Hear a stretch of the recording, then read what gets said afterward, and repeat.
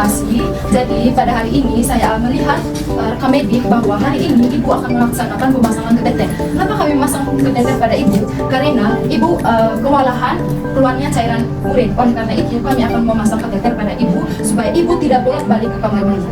Oke ibu, pertanyaan dari saya, apakah ibu bersedia? Oke ibu, jangan khawatir karena kami akan menjaga privasi dengan menutupkan tirai.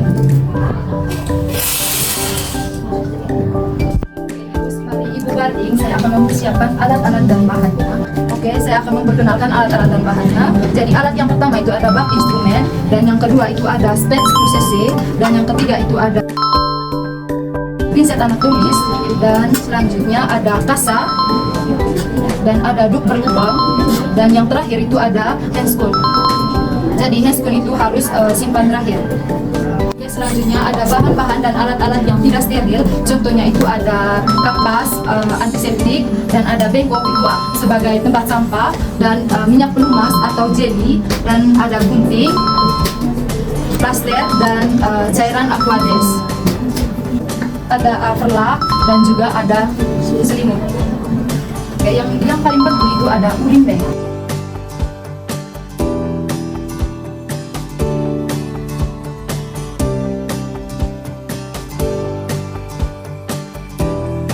Oke, jadi prosedur yang pertama itu kita harus memasangkan perlak. Gunanya itu untuk tidak merembes jika urin terkeluar.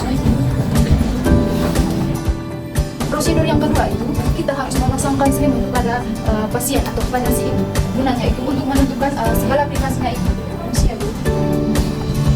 Di prosedur yang ketiga itu kita harus menggunakan handscoon atau pemasangan handscoon itu mulai dari tangan kanan.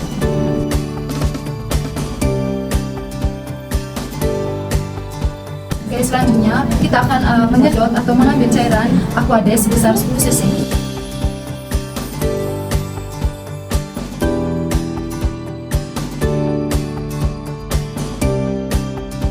Kita tuangkan minyak pelumas atau jelly ke dalam kain kasa.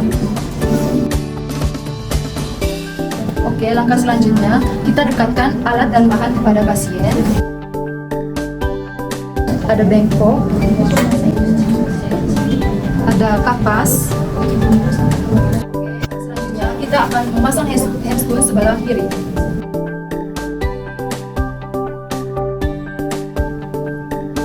Selanjutnya kita akan memasukkan jelly ke dalam selang keteter.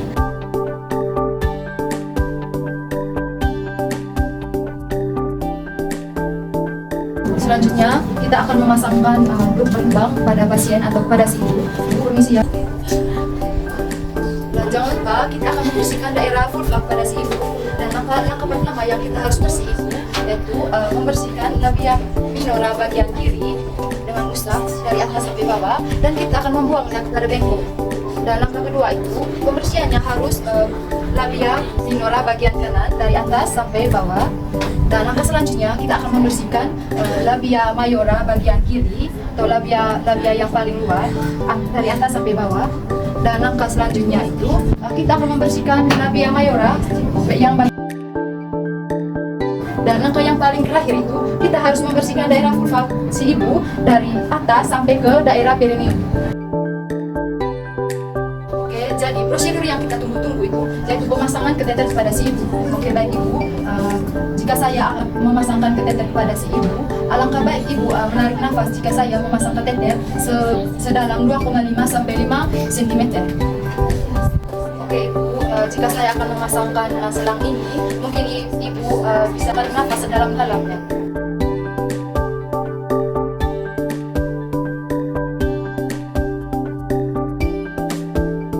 Oke, baik ibu, pemasangan keteter dengan 2,5 sampai 5 cm sudah ibu. Oke, langkah berikutnya kita akan menyuntikkan cairan aquades yang berjumlah 10 cc.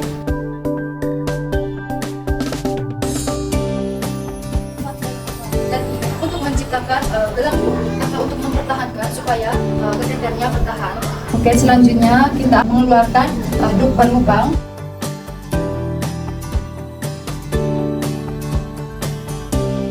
Selanjutnya kita akan memasangkan urin bag.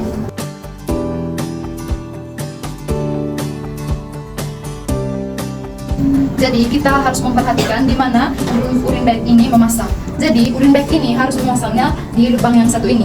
Dan lubang yang sebelahnya tadi untuk memasukkan cairan Aquades sebesar 10 cc. Jika pemasangan sudah selesai, kita akan nyimpan urin bag ini di daerah terendah.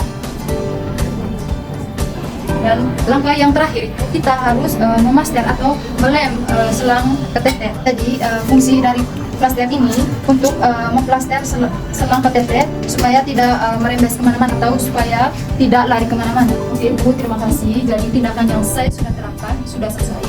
Izinkan saya memberes atau membersihkan segala alat dan bahan-bahan.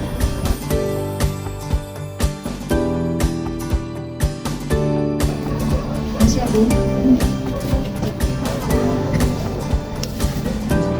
Saya akan mengeluarkan alat yang Ibu pakai.